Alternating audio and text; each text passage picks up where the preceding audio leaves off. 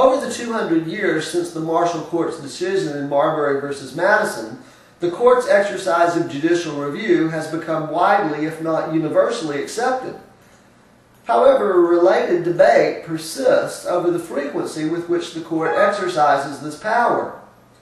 The political controversy over judicial policymaking, in fact, is frequently articulated in terms of the context of judicial activism, particularly during presidential election campaigns. Politically conservative candidates tend to argue that presidents should not appoint judicial activists as judges on the federal courts. They tend to equate judicial activism with inappropriate judicial policymaking. If elected, they promise to appoint judicial restrainers.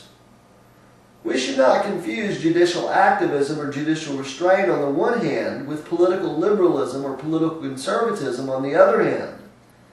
We will understand judicial activism to be a philosophy of judicial decision-making that reflects a willingness on the part of a justice or an entire court to use its power of judicial review to void acts of other branches of government that it deems contrary to the Constitution.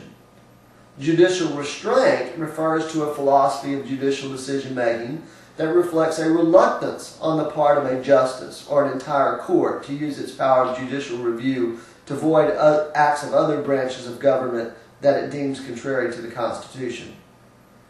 Thus, the distinction between judicial activism and judicial restraint really has to do with the frequency with which the court exercises its power of judicial review, not with the predominant political ideology among the justices.